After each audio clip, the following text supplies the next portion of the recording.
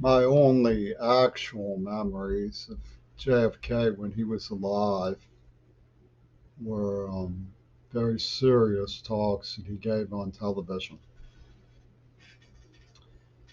But I was 3 years old when he was done that, and I remember that day. And the terrible loss and desolation of the days that followed. I had been alive with my family, a Studebaker Lark driving um,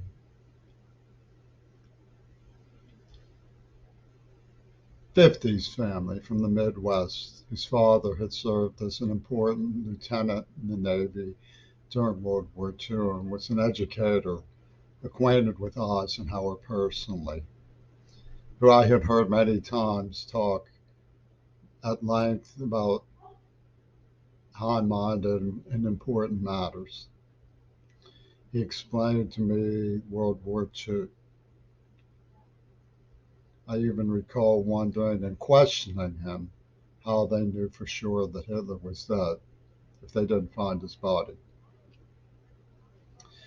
So I do remember that shortly thereafter, that old buzzard from Stonewall, Texas, Lyndon Baines Johnson, slurring everything and appearing to be from a very different world, took over and planes were flying overhead and there was a terrifying rush of adrenaline paranoia in everything that we did. Soon, forests were exploding on our black and white television. My mother was in the hospital, hemorrhaging after a march on Washington, and we were moving around into places where buses were being thrown, stoned with rocks because they brought black children to school.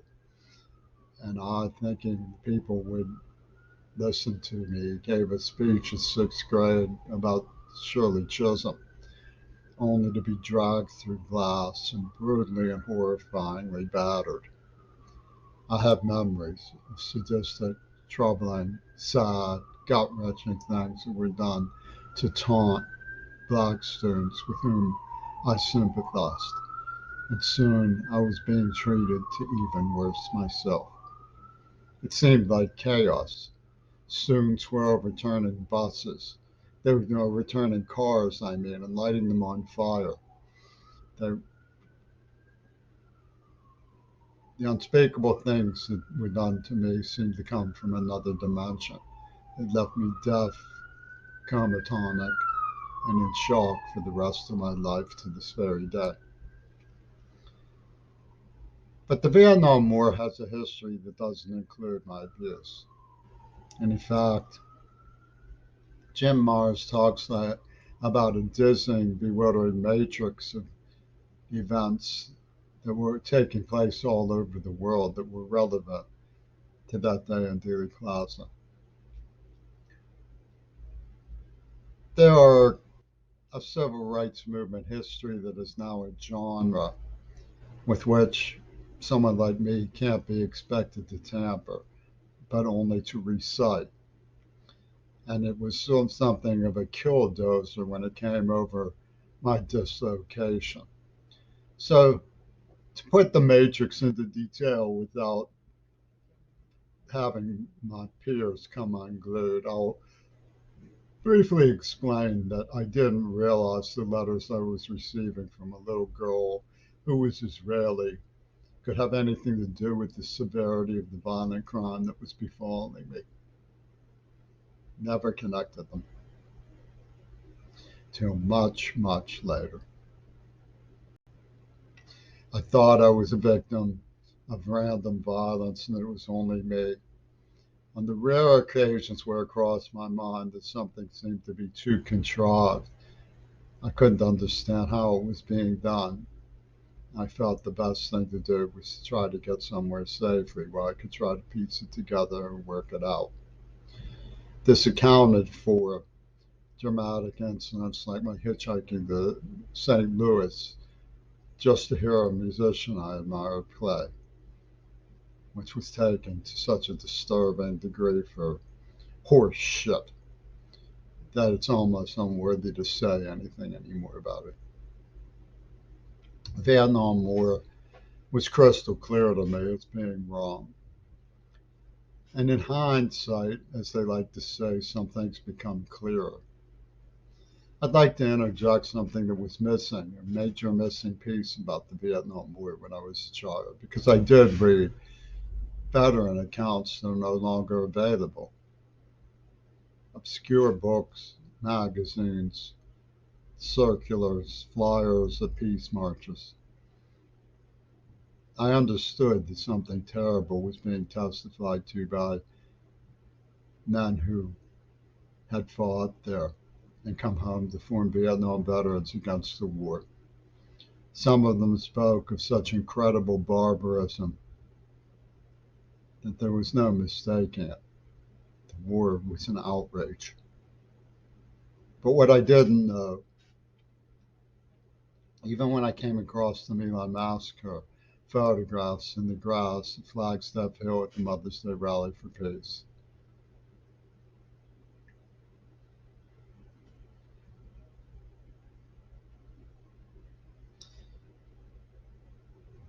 what I didn't know was that, and it would have made sense to me immediately, even as a 6-year-old, it's that these were the Vichy French who had gotten us to go there.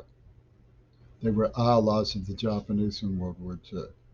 So I've come to understand that our enemies within made more enemies for us because they hate us. And that's what has gone on. That's the truth of the Vietnam War. The Axis got hold of the levers so they could crush America first. Who knows what they plan afterwards. But the civil rights movement history dovetails with the Vietnam War history, as it does with the British invasion of the rock industry, about which much of my blog is about. But the general genre of civil rights history has to do with fascinating people like John Lewis, Stokely Carmichael, Dick Gregory, even people I knew in Pittsburgh like Obadiah Sims, Ralph Proctor, and Nelson Harrison, with whom I've parted ways over matters pertaining to my place in the scheme of regional letters, because I'm white and was a victim of terrifying Klan cruelty. To some of these men, any attempt to upload a viewpoint into that genre has to be silenced because the genre is a finished picture. It's a finished picture by David Halberstam and Taylor Branch. Pillars of Fire. Selma, Lord Selma, the story of two little girls who marched with John Lewis against Sheriff Jim Clark. It's a finished product. Eyes on the prize. The buses. The freedom rides. The Foundation of Congress of Racial Equality by James Farmer. His miraculous escape from a Klan mob. Stories of Bob Moses going down into a hot Mississippi summer for the Mississippi Freedom Democratic Party, which was known as the MFDP. Fannie Lou Hamer. The differences between people down south and people up north. King went down south, though his wife Coretta wanted to stay up north. He wanted to lead from the front, from the church movement. The Montgomery story was the earliest of his career. It was when they went on a bus strike to support Rosa Parks and faced the White Citizen Council, who told them it was illegal not to ride the buses. Up north were effective lawyers, people like Thurgood Marshall, who eventually was on the Supreme Court. James Farmer served in the Nixon administration later in Nixon's career. Roy Wilkins Walter White, someone I personally admire and identify with. He infiltrated the Klan, much as I've often tried to explain what happened on Mount Desert Island in those times. Roy Wilkins was soon tied. He didn't care for Fannie Lou Hamer's rough hewn sharecropper dialect, but they were both very impressive people. As a professor of mine named Sundiata, who was a student of Malifi Asante at Temple University, a very distinguished man, Rashid Murphy Sundiata, said to me once when I piped up with what is the habit for collegiates to sort of mimic what they've been taught to believe about someone like Booker Washington, that he was something of an accommodationist for his Atlanta Compromise speech. He said with the dignity that he brought to all things academic, Booker Washington was a very perceptive man.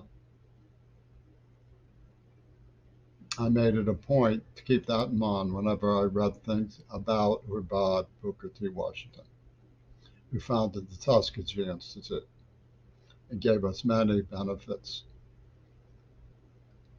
Brilliant people were given opportunities by Booker T. Washington for the first time. But he was dealing with Woodrow Wilson, the birth of the nation, and he was an open mic bully, as I like to call them.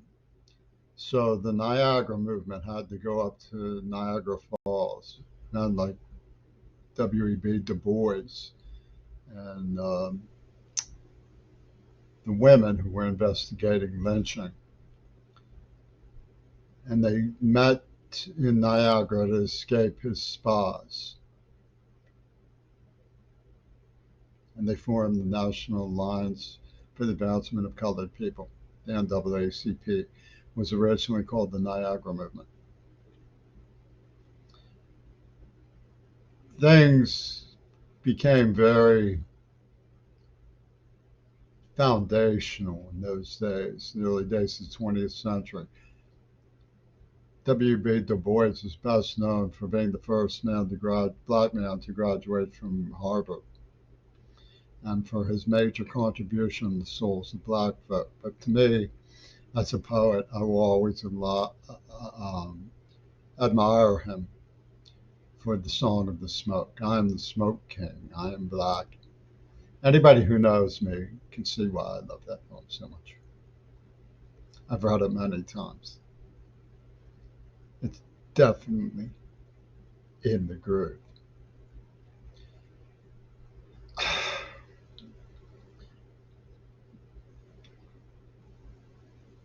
There were other people like Paul Robeson and Richard Wright,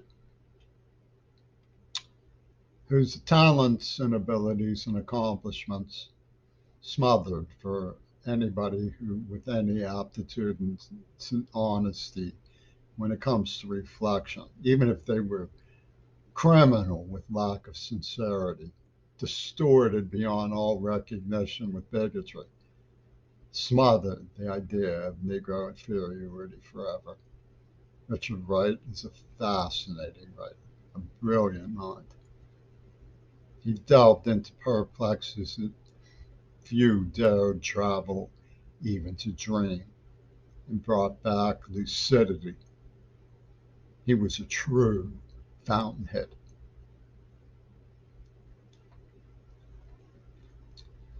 Paul Robeson, his life spanned an important arc. The defeated in the Civil War reasserted their power after the Civil War and after the tragic, terrible, sad as can be assassination of James Garfield, whose inaugural address ranks with Martin Luther King's I Have a Dream as one of the greatest speeches against racism known to man. Through to the House Un-American Affairs Activities Committee, where the Axis within America and Hollywood again reasserted their power. after their defeat. There's a brilliant world of scholars who are bringing to light the truth, rehearsing the details, and forming new ideas and theses about what went on under the ironic curtain of our inability to face the truth about some of the practices of our military ancestors. In the 60s, saw the rise of people like Noam Chomsky, who became a robber baron of the left-wing intellectual circuits, pointing out factually, based on a human rights standard, what was really being done in places like Vietnam and Palestine. So the 60s was a time when there was also eerie tendencies, psychedelics, day globe paint, the rise of psychedelic music like King Crimson and Genesis, which had about it something of an ulterior status quo, an aristocracy of talent that for me it seemed like was helping me survive psychologically, being a runt of the litter. I was, after all, only 9 or 10 years old when I was dragged to hair, peace marches, and so forth. I remember THX 1138 being shown, Stanley Kubrick's early film. Isn't that who was? In the basement of, I guess it was Byers Hall or something, over at Community College of Allegheny County, an old Renaissance mansion. It was being doubling as a classroom building in those days before the development that expanded the community college and made it a major institution in the tri-state area, where many very valuable scholars have emerged, and where there are still some secrets being kept. I recall that the Vietnam War never really winded down. There were all of these peace overtures. The bizarre two-headed Nixon and Kissinger thing was happening. Watergate bugged in. Out of nowhere, we were witnessing the fall of Tricky Dick, as people called him. But I also recall that there were always these news flashes, napalm fires appearing while we were eating dinner on the screen, stretchers being manned by foot soldiers, people too young dangling over the edge covered with blood. It was a nightly spectacle well into the 70s when huge, loud machine rock concerts were taking place constantly downtown Pittsburgh. The marches were powerful, and the people were intensely driven to ask for peace. They didn't want to be identified with the cruelty in office at the Pentagon. Robert McNamara, General Westmoreland.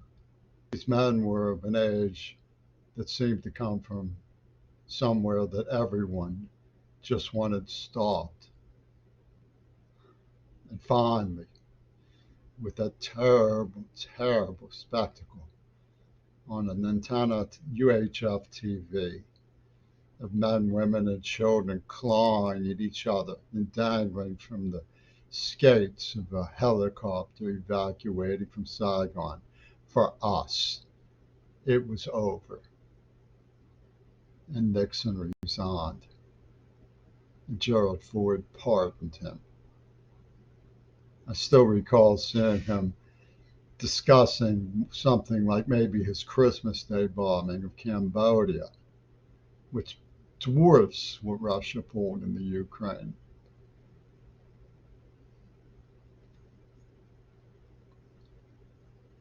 Maybe I shouldn't say that. They resemble each other in some ways, but it was horrifying. He was stumbling over chairs, calling it the Nixon Doctrine in its purest form.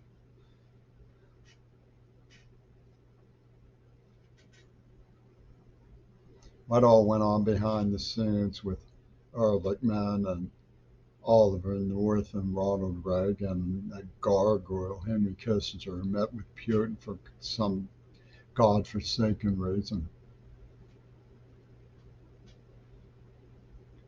G. Gordon Liddy.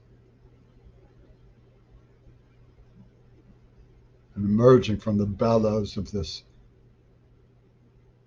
waste can, ego, fearful egoists, wannabe dictators,